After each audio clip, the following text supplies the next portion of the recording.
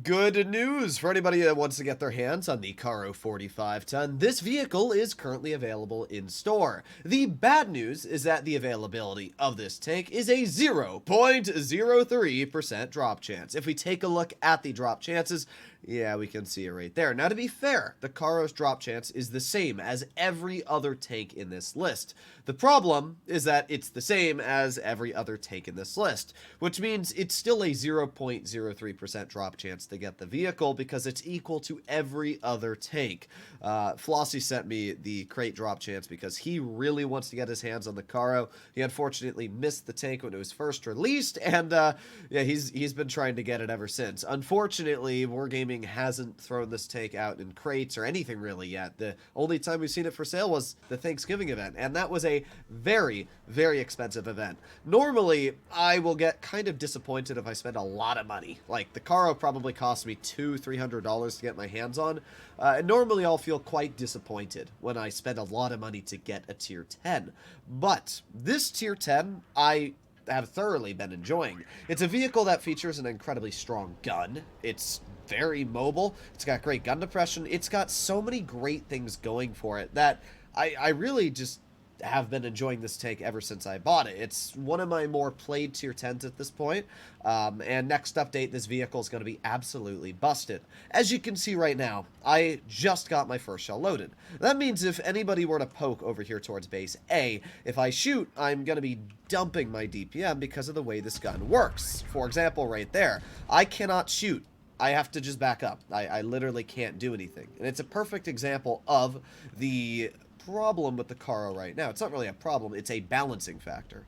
Next update, this tank will never have this problem because of the fact that it's going to automatically have all of its shells loaded right at the beginning of the battle. It is going to be a massive buff to this tank and is going to drastically change the playstyle that the Caro is going to carry. Now we're going to aim in a shell right at that Yag. I don't know if it's going to hit, but well, we can hope.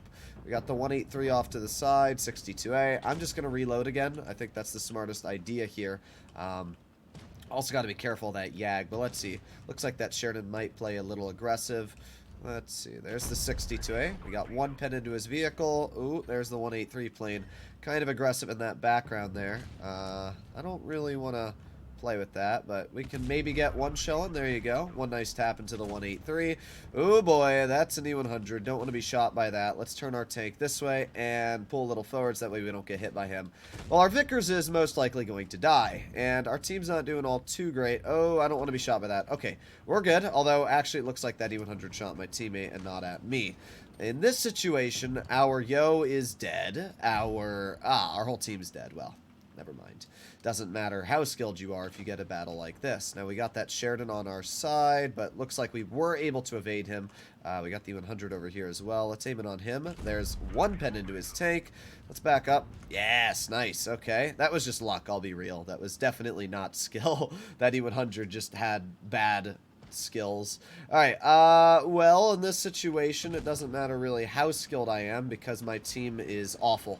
I mean, this is probably one of the worst teams I've had in a very, very long time. We got one shell into the IS-4 and two shells into the IS-4. This is a great example of where the Caro does feel quite nice with the fact that the gun is able to just absolutely badonker people. The problem is right now is that my team is, well, yeah, what team? That's really a better way to describe it. So let's see if we can get one pen. There you go.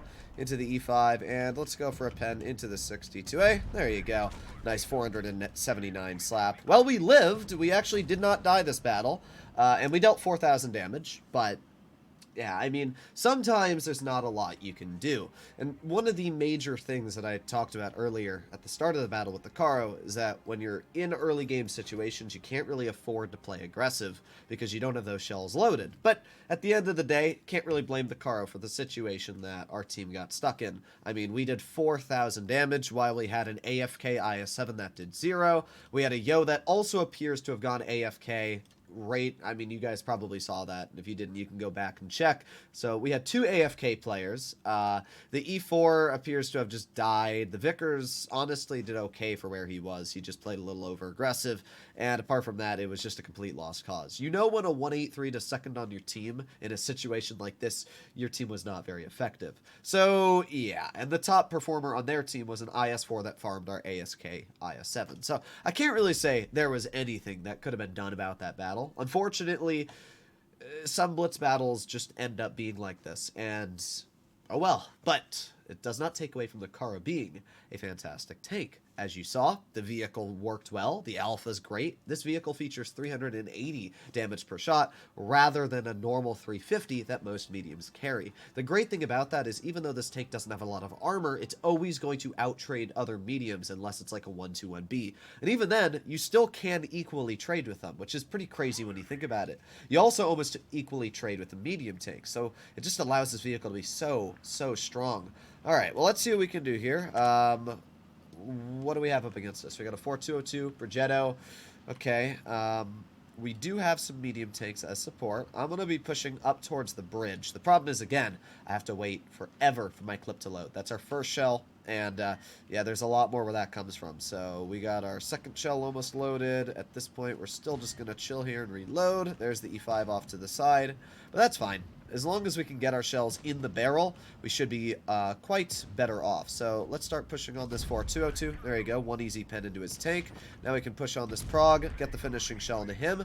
E5 is off to my side, which I obviously don't want to contest too much, but let's see if we can just chill here for now. Keep this 4202 at bay and maybe get a nice bonk in. There you go, one easy bonker. And let's go for 2 easy bonkers into his vehicle. And at this point, I'm not actually going to rush that 4202 because I know they also have an E5. And even though I would love to deal with that player, I also don't want to bleed a lot of health myself. So for now, we're just going to chill here. Looks like my TVP is going to clear the guy anyway. So now what I'm going to do is I'm going to push on the rear of this T110 E5. We have all 4 shells loaded. And the C5 has very simple choices here. It's either deal with the waffle in front of him or get absolutely pooped on in the side. And it looks like he's choosing both. He's going to get pooped on in the front, and he's going to get pooped on in the kind of everywhere here. There you go. Another nice shot into the E5. And at this point, there you go. We finish him off with our last shell. As you can see, this is where having that 4 shells is very solid. Now, we do have to wait a long time to get our shells back. And I mean a long time. But at this point, it doesn't really matter if we get our shells back instantly because I'm going to start flanking with the mobility this vehicle features, and we're going to head behind them. So let's see, our Yo is still alive. He's probably going to get another bonk out here. I'm just going to keep on heading over this way, and we've still got a decent chunk of time before we get our clip loaded, but honestly, their team's getting absolutely rolled. Oh boy. Alright, well, let's see. We can get maybe... Nah, I'm just going to wait. Let's just head over here. I'm kind of hoping we can get a full clip into that 183. That's kind of a juicy target that we might be able to get a shell into. But as well, also got the C100 over here, who we were able to at least get 1 tap into. So at this point, now we're going to reload again. 3 more seconds left. We have plenty of health, so even if this 183 does hesh me, or somehow manages to bounce my upper plate, we're going to be able to absolutely full dump on this guy. So... yeah, we're just going to do it because that TVP is going to finish off the rest of his HP, so there you go. Nice. All right, that TVP, I just want to point out, still managed to get 600 off of that guy. The TVP is just so stupid. But either way, we did 4,000 damage, which is not a bad chunk at all. 4,000, actually 307. Block 2,500, although I can't really say the blocking was skill-based or really anything. That's just luck. That 183 had an easy shot on us and somehow managed to mess it up. But that's the Caro for you. It's a great tank. 2 4,000 damage battles. 1 a loss, 1 a victory. I personally think that this is one of the funnest tanks to play in tier 10. And even though you can look at it and say, oh, it's overpowered, there are definitely balancing factors about the vehicle, like the fact that the gun has absolutely terrible dispersion at 0.344. This is the same dispersion as a heavy tank, and when you miss a shell in this vehicle, it massively eats into your DPM. The vehicle also does not feature the best mobility, only having a power to weight of 19.6, and the tank has almost no armor. So it's got a lot of strengths, but it also has its fair share of weaknesses. I think next update, though, it's going to be really really strong, because one of the major weaknesses is that clip reload. You'll notice in both of those games, at the beginning of the battle, you're almost constantly sitting and waiting for your shells. But the fact now that you're going to have a full clip loaded is going to allow you to be so incredibly aggressive. And vehicles like TVPs or maybe other autoloaders that could have gotten away pushing you before are now not going to be able to do that. Overall, I cannot wait for the Caro to get buffed, and I'll see you all in the next one. Bye-bye.